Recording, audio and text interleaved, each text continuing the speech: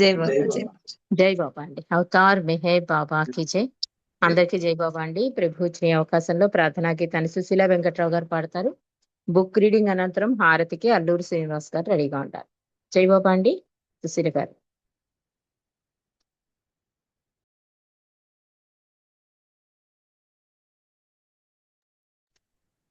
జై బాబా. అవతార్ మెహర్ బాబా కి జై. ఎవరాది మానవుడో, ఎవరాది పురుషుడో, ఎవరాది సద్గురువో, ఎవరు సర్వోన్నతుడో, ఆ దివ్య ప్రియతముని, ఆ ప్రేమ సుందరుని చరణ పద్మములకి చిరుకాంక అంకితం. నమో మెహర్ బాబా అవతార్, నమో దేవదేవా ప్రభు, నమో మెహర్ బాబా అవతార్, నమో దేవదేవా. అపార దివ్య కృపా సాగర, అపార దివ్య కృపా సాగర, సకల చరాచర జగదోద్ధార, సకల చరాచర జగదోద్ధార. నమో మెహర్ బాబా అవతార్, నమో దేవదేవా ప్రభు, నమో మెహర్ బాబా అవతార్, నమో దేవదేవా. జోహారులివే శ్రీ మెహేరు బాబా, జోహారులివే శ్రీ మెహేరు బాబా.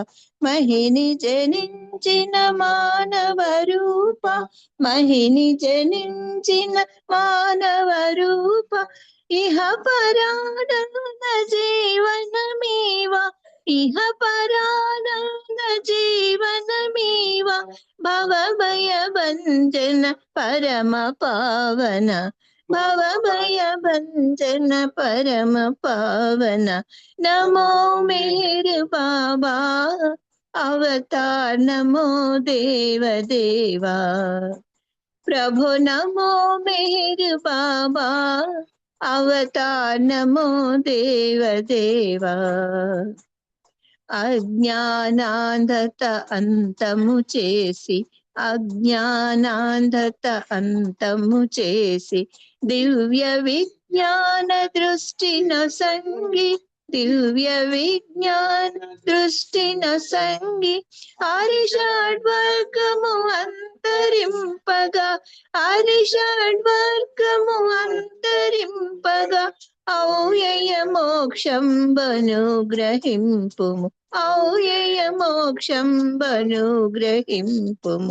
నమో మెహర్ బాబా అవతార్, నమో దేవదేవా ప్రభు, నమో మెహర్ బాబా అవతార్, నమో దేవదేవా.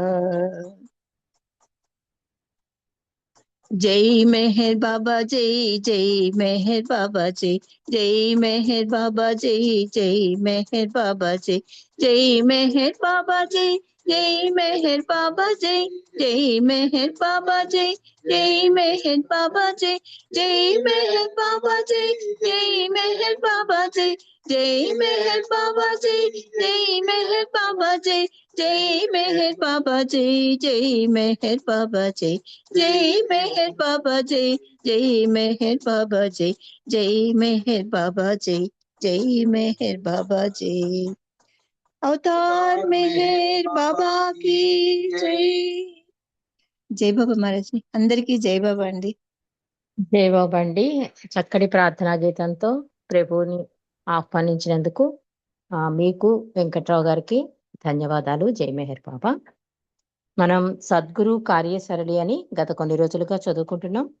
నిన్నటి రోజు ఏం తెలుసుకున్నాము అంటే, బాబా మెహరాబాద్లో సహవాస్ పెడతారు 8 మంది పురుషులకి. ఆ సహవాస విశేషాలన్నీ కూడా డాన్ స్టీవెన్స్ ఏ రోజు ఏంటి క్లుప్తంగా వివరించడం, అది క్లియర్గా లెజన్ హ్యుమానిటీలో రాశాడని కూడా మనకి తెలియజేశారు. తర్వాత మనం నెక్స్ట్ 14th అంటే 14వ అధ్యాయంలోకి వచ్చాం. గతి విధానాలు అని పెట్టారు. బాబా ఏం చెప్తారంటే ఎప్పుడు కూడా అధ్యాయానికి ముందు బాబా సందేశాన్ని ఏం చెప్పారో అది చెప్తూ ఉంటారు ఐవిడ్యూస్. బాబా ఏమంటున్నారంటే, నా పేరును జరిపే సభలు సమావేశాలు నా ప్రేమను మీపై ప్రసరింపజేసే ప్రవాహం వంటివి. వాటికి వేరే ప్రాముఖ్యత ఇచ్చినట్లయితే నా పనిని తప్పుగా అర్థం చేసుకున్నట్లు అని బాబా సందేశం ఇవ్వడం. తర్వాత బాబా అమెరికా వస్తానని అనడంతో ఆ ఏర్పాట్లు చేస్తున్నప్పుడు వాళ్ళకి కలిగిన ఇబ్బందులు, ఆ హడల్స్ అన్ని కూడా ఐవిడ్యూస్ చెప్తున్నారు. అండ్ మాయ తన ప్రభావాన్ని చూపుతోంది, కానీ మొత్తానికి ఎలాగైతేనే అన్ని ఏర్పాట్లు సకాలంలో నెరవేర్చామని చెప్పి నిన్నటి రోజు ఐవిడ్యూస్ చెప్పారు. ఈ రోజు విషయంలోకి వద్దామండి. ఆ రాత్రి బాబాను స్వాగతించినప్పుడు 2 విలేకరులు మాత్రమే విమానాశ్రమానికి వచ్చారు. అయితే సోమవారం నాటి విలేకరుల సమావేశానికి చాలా మంది వచ్చారు. మెహర్ బాబా వారి అమెరికా యాత్రా విశేషాలను ఫిలిస్ ఫెడరిక్ అవేకనర్ పత్రికలో సవిస్తారంగా వివరించారు. అందుచేత తెర వెనక జరిగిన విషయాలు మాత్రం ఇక్కడ పేర్కొంటాను. ప్రజలతో బాబా వ్యవహరించే విధానం అద్భుతంగా ఉంటుంది. చాలా చాకచక్యంతో, చేతి సౌజ్ఞలతోనూ, ముఖ కవళికలతోనూ, ఒకప్పుడు సంతోషంగాను, మరొకప్పుడు చిరు కోపంతోనూ, చిరు దరహాసంతోనూ, ఎదుటివారికి విసుగు కలగని విధంగా వ్యవహరించేవారు మెహర్ బాబా. వారి చేతి వేళ్ల కదలికలో విశ్వ కార్యక్రమమంతా ఇమిడి ఉంటుంది. అప్పుడప్పుడు విజయ గర్వంతో ముఖారవిందం వెలిగిపోతూ ఉంటుంది. కనుల కదలికలలో ఎదుటివానిని ప్రశ్నార్థకంగా చూస్తూ జవాబులు రాబట్టేవారు. అప్పుడప్పుడు గాలిలో చేతులు ఊపుతూ మనకు కనిపించని మరొకరితో మాట్లాడుతున్నట్టు కనిపించేవారు మెహర్బాబా. అయితే ఎదుటి వ్యక్తికి మాత్రం ఏ మాత్రం సందేహం కలిగేది కాదు. ఎంత అద్భుతంగా చెప్తున్నారో చూడండి ఐవిడ్యూస్. ఇవి మనం పుస్తకాల్లో చదవలేం. అంటే బాబా సహవాసులు ఉన్నాయనుకోండి, ఆయన ఎలా దర్శనాలు ఇచ్చారు, ఏమేమి సందేశాలు ఇచ్చారు, అప్పుడు జరిగిన సంఘటనలు, ఆ ప్రజల ఫీలింగ్స్ ఇవన్నీ తెలుస్తాయి. కానీ ఈ తెర వెనక జరిగేది మీకు తెలియబరుస్తాను అంటున్నారు. కానీ చాలా అద్భుతంగా అంటే బాబా యొక్క మూమెంట్స్ చెప్తున్నారు ఆవిడ. ఎలా చేతి సౌజ్ఞతతో, ముఖ కవళికలతో, ఒకసారి సంతోషంగా, ఒకసారి చిరు కోపంతో ఎట్లా బాబా ఉండేవారు.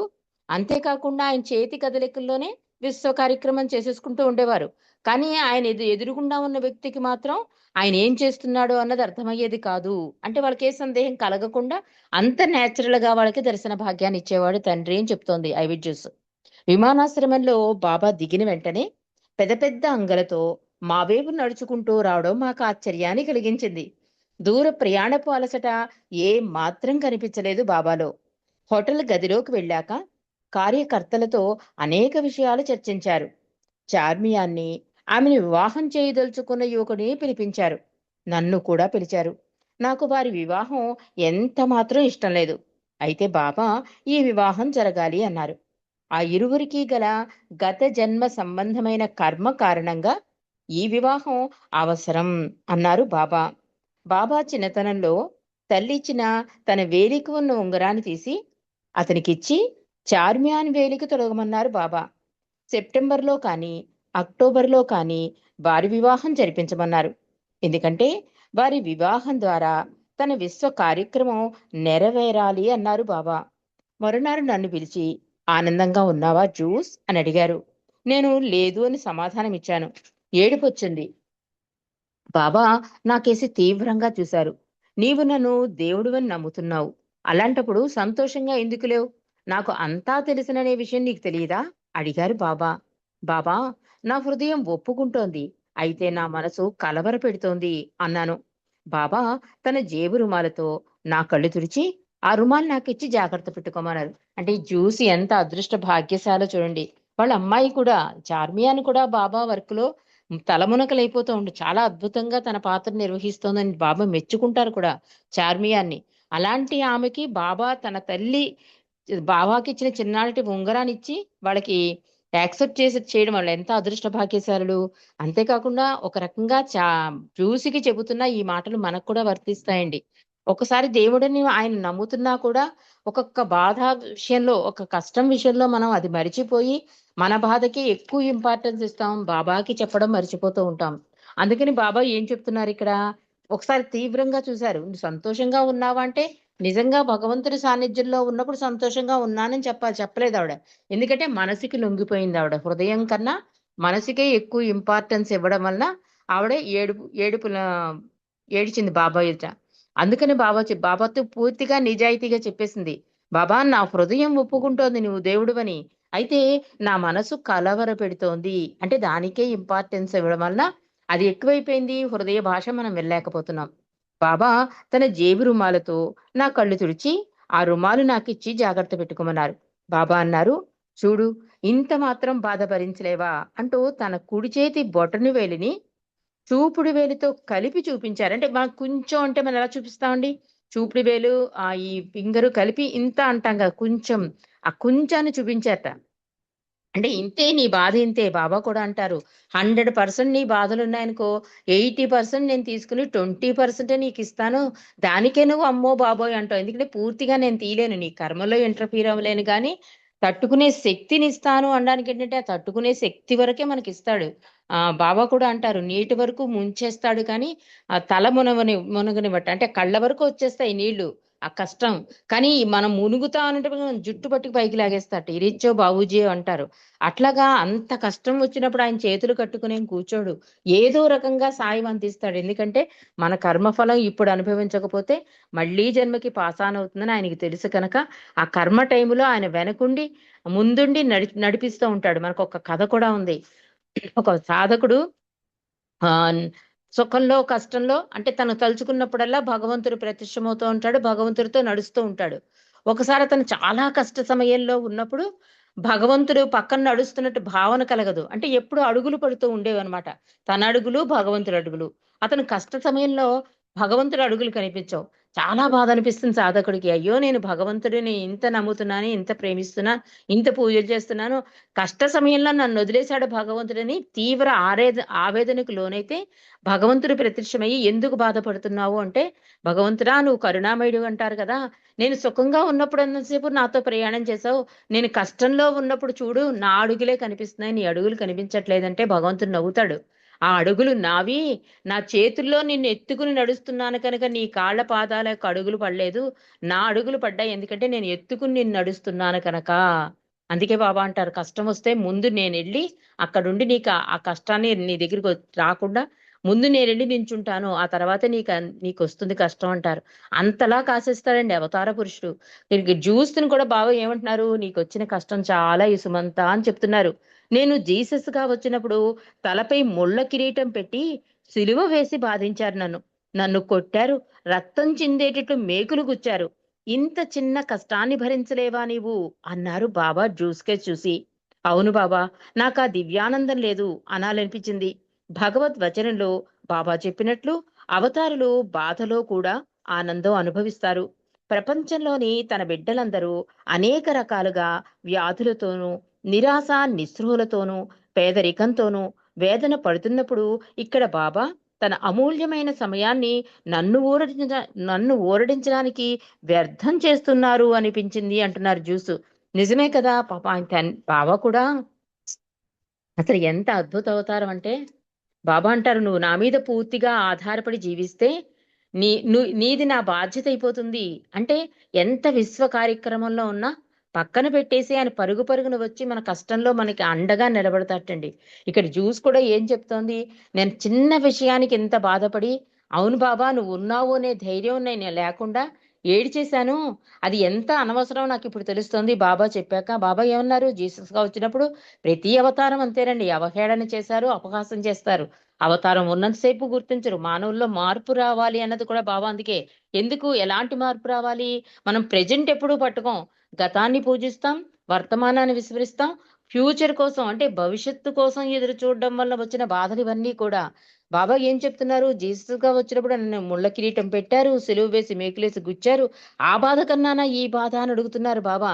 అంటే అవతార పురుషులు ఎప్పుడైనా కూడా త్యాగమయ జీవితాన్ని గడుపుతారు అని మనకి అవగతం అవుతుంది. ఇక్కడ జ్యూస్ కూడా ఏమంటుంది, నేను ఎంత చిన్న విషయం దీని గురించి బాధపడుతున్నాను, దానికి ఇంపార్టెన్స్ ఇచ్చేసి బాబా లోకంలో ఎంతో మంది ఎన్నో వేల బాధలు పడుతున్నారు, వాటినన్నిటినీ వదిలేసి నన్ను ఓదార్చడానికి ఈ సమయాన్ని కేటాయించారు అంటే నేను ఎంత అనాలోచిత ఆలోచన చేశాను అని జ్యూస్ కూడా చాలా బాధపడ్డారు ఇక్కడ. మనం చేసే పనులు అలాగే ఉంటాయి. మనకొచ్చిన కష్టమే కష్టం అనుకుంటాం. అందుకే పాజిటివ్ గా ఉండాలి అంటారు. ఎందుకంటే కాళ్ళు చేతులు లేని వాళ్ళని చూసి వాళ్ళకన్నా మన నయం కదా, మనకి కాళ్ళు చేతులు ఉన్నాయి, అలా అలా ప్రతిదీ కంపేర్ చేసుకోవాలి. లేని వాళ్ళతో చూసి కంపేర్ చేసుకోవాలి. మనం ఏం చేస్తామంటే ఉన్న వాళ్ళతో కంపేర్ చేయడం వల్ల ఈ కోరికలు, దాని వల్ల సంస్కారాలు, మళ్ళీ జన్మ ఇదంతా లింకప్ అవుతుంది. అందుకే బాబా ఎప్పుడూ కూడా అవసరాలు తీరుస్తాను గాని కోరికలు కాదు అన్నది అందుకు. ఇదన్నీ మనం గుర్తు పెట్టుకోకుండా మర్చిపోతూ ఉంటాం. మన కష్టం వచ్చినప్పుడు బాబా మన దగ్గర ఉన్నా కూడా గుర్తించలేని స్థితిలో ఉంటాం. ఎందుకంటే మనసుకే ఇంపార్టెన్స్ ఇచ్చి హృదయాన్ని పక్కన పెట్టడం వల్ల. జ్యూస్ చాలా బాధపడింది. ఆయన నన్ను ఆలింగనం చేసుకున్నారు. విచిత్రమైన ఆనందానుభూతిని పొందారు. నా చుట్టూ మేఘాలు అలుముకున్నట్టయింది. బాబా కనిపించడం లేదు. గులాబీ రంగు చేతులు మాత్రం నన్ను చుట్టుకున్నాయి. ఆయన ప్రపంచం కన్నా ఎంతో పెద్దవాడు. ఆ అనుభూతి అనిర్వచనీయం. అప్పుడు అనిపించింట తండ్రి అండ నాకు ఉంది అని. అప్పుడు జ్యూసికి శాంతన పడింది. బాబా పని విధానంలో నేను గమనించింది ఏమిటంటే, ఒకరికి చెప్పవలసిన విషయాన్ని ముగ్గురికి చెప్పేవారు. బాబా ఎవరిని ఉద్దేశించి చెప్పేవారో తెలిసేది కాదు. అందరం విషయాన్ని గ్రహించడానికి అది జాగ్రత్తగా ఉండేవారం. బాబా ఎప్పుడు ఒక్క క్షణం కూడా వృధా పోనిచ్చేవారు కాదు. ఎప్పుడు పడితే అప్పుడు ఎవరినైనా పిలుస్తూ ఉండేవారు. హోటల్లోని లిఫ్ట్ ఆపరేటర్లు కూడా తడబడుతూ ఉండేవారు. నిజానికి వారికి ఎవరో బాబాను తెలియదు, వారికి ఎవరికి తెలియదు, కానీ బాబాను చూడగానే తడబడేవారని చెప్తోంది. నేను నా సూఫీ గ్రూపు వారిని బాబాకు పరిచయం చేస్తున్నప్పుడు ఆ గ్రూపుకి చెందిన యువకుడు వచ్చాడు. అతని పేరు చార్లెస్. ప్రేమించడం ఎలాగో నేర్చుకోవాలంది అన్నాడు బాబాతో. ఎలా ప్రేమించాలో చార్లెస్కి చెప్పమని డాన్ స్టీవెన్తో అన్నారు బాబా. ఆఖరణ బాబా తన చేతి సౌజన్యతో ఏదో చెప్పారు. అది ఎరిచిక్ గాని ఆదిక్ గాని అర్థం కాలేదు. బాబా ఎరిచి చేత ABCDEF అని వరుసగా చదివించి జీ దగ్గరికి వచ్చాక ఆగమన్నారు. అలా తనకు కావలసిన అక్షరాలు గూఫీ అనే పదం వచ్చే వరకు చదివించారు. దానిని ఎరిచి నీకు పిచ్చెత్తే వరకు భగవంతుణ్ణి ప్రేమించు అని బాబా అంటున్నారు అన్నాడు. ఆ అయితే బాబా మమ్మల్ని గూఫీ సూఫీలు అనమంటారా అని మైకేల్ లాఫ్టన్ అడిగాడు. అంటే ఈ బాబాయ్ని ఎలా ప్రేమించాలి అని అడిగాడు కదా, దానికి సంబంధించి డాన్ స్టీవెన్స్ చెప్పమన్నారు. కానీ బాబాయే మళ్ళీ తిరిగి చెప్తున్నారు సైగలతో. అది ఇరిచికి అర్థం కాలే. అందుకని ఏబిసిడీలు మనకి ఇరిచి కూడా అదే అంటాడు. బాబాని ప్రేమిస్తే సరిపోతుంది కదా, బాబా రాసిన పుస్తకాలు, సందేశాలు ఇవన్నీ చదవడం అవసరం లేదు కదా అంటాడు ఒక ప్రేమికుడు. ఇరిచి చాలా అద్భుతంగా చెప్తాడండి. అంటే నువ్వు ఎవరినైనా ప్రేమిస్తే మానవులలోనే ఎవరినైనా ప్రేమిస్తే కనుక నువ్వేం చేస్తావు? నీకు ఇష్టం లేకపోయినా వాళ్ళకి ఇష్టానికి అనుగుణంగా వాళ్ళ ఇష్టాలేంటో తెలుసుకుని వాళ్ళకి ఇష్టమైనట్టుగానే నువ్వు ఎలా మసులుతావు, వాళ్ళ సంతోషాన్ని ఎలా కోరుతావు. అలాంటిది సాక్షాత్తు భగవంతుడు అవతార పురుషుడిగా త్యాగమయ జీవితాన్ని గడిపి యాక్సిడెంట్లు ఆరోగ్యం ఎంత బాగుండకపోయినా మానవులకి కళ్యాణం చేయడం కోసం ఆయన ఇచ్చిన పుస్తకాలు చదవకపోతే ఎలా? అవి చదివితేనే కదా ఆయనకి ఇష్టం ఏంటి, ఇష్టం లేనిదేంటి, ఆయన సంతోషం ఏంటి, ఇవన్నీ నీకు తెలియాలి కదా. నీకు తెలియాలంటే ఆ పుస్తకాలు అంత కష్టపడి బాబా చెప్పారు. ఒక పదం చెప్పడానికి ఆయన కుదుపులు వచ్చేవిటండి. ఆ ఒక్క వేలు కదపడానికి చాలా కష్టపడేవారట. ఈ ఏబిసిడి అన్నీ చదివాక ఏదో ఒక లెటర్ కావాల్సి వచ్చి అక్కడ ఆపమనేవారట.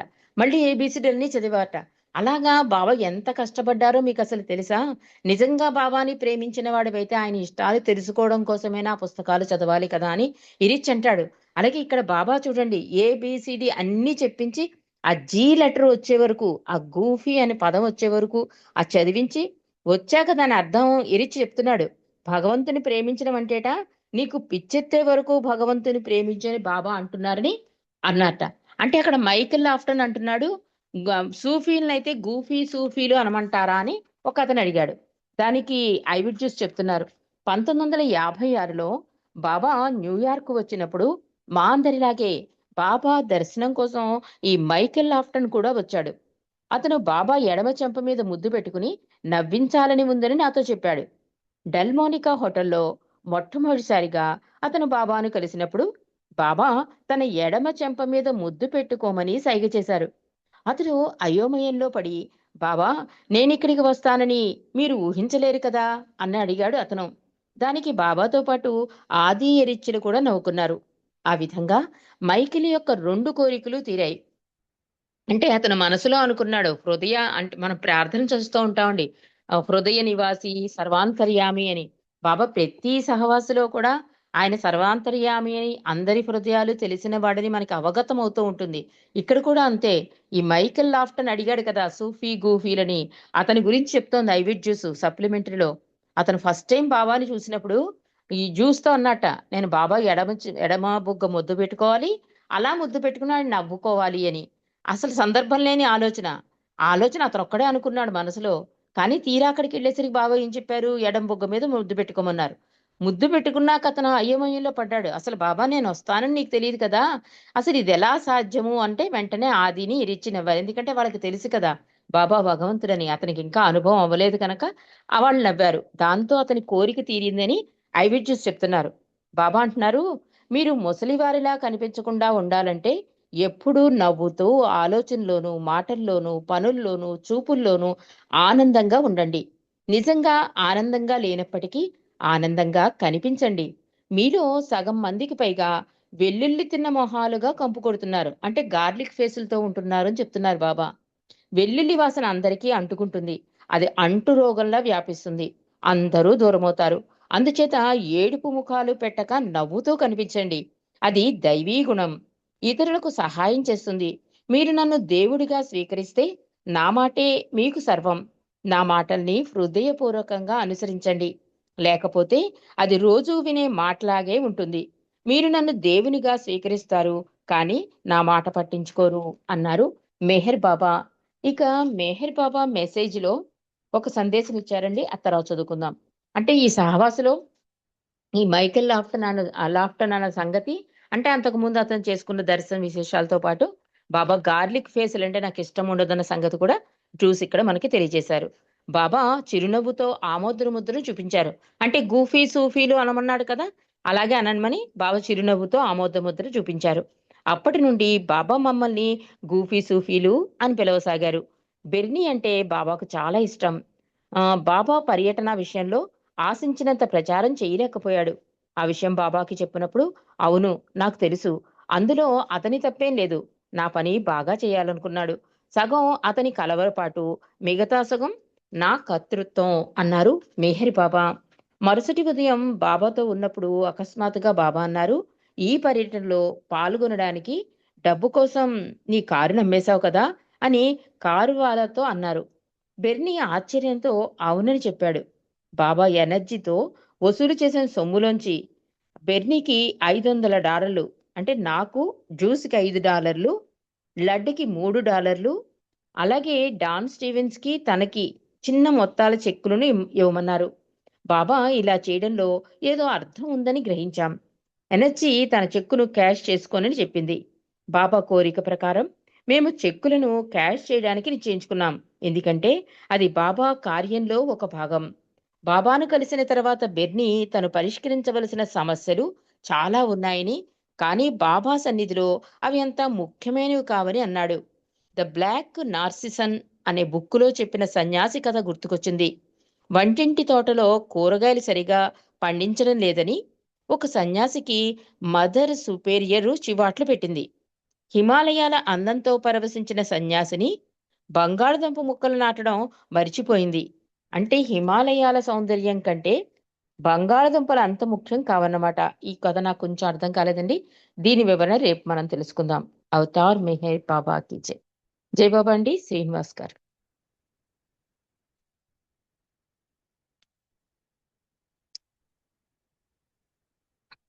జై బాబా.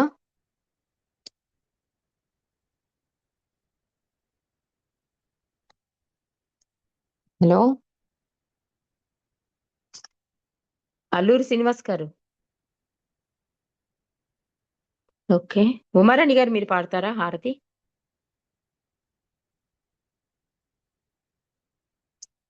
ఉమారాణి గారు, ఎవరు అన్మ్యూట్ అయితే వాళ్ళు పాడండి. జై బాబా. పాడతానండి, నేను పాడతాను. ఓకే, జై బాబా. అవతార్ మెహర్ బాబా की जय।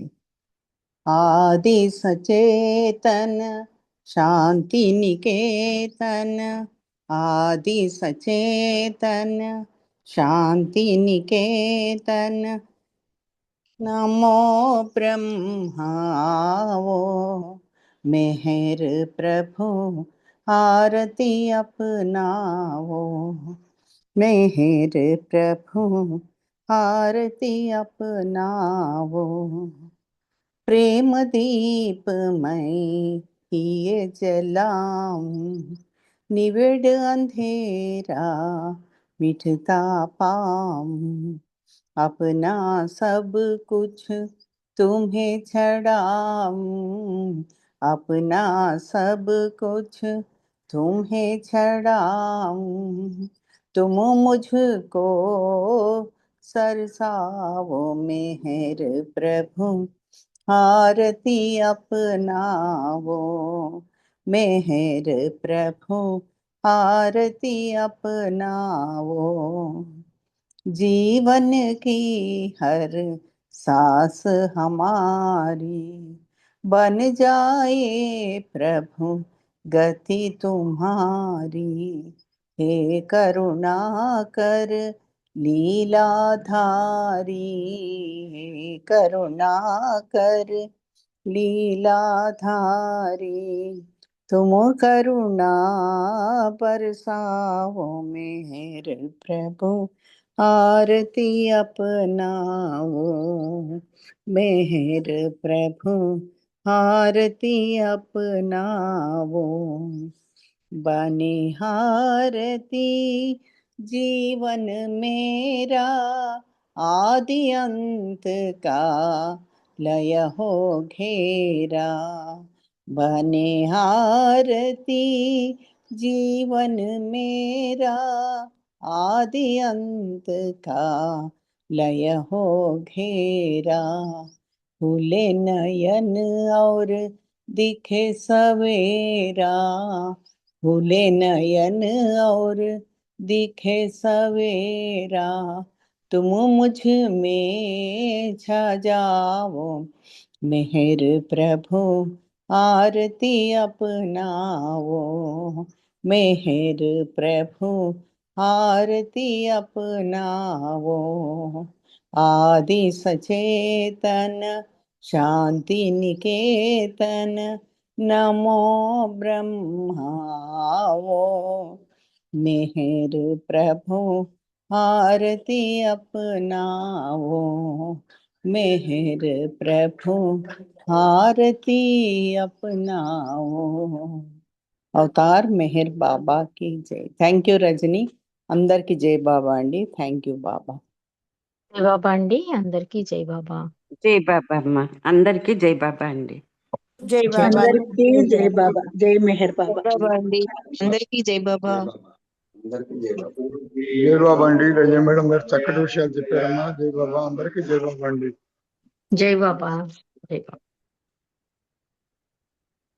జై బాబా అండి అందరికీ జై బాబా జై మెహర్ బాబా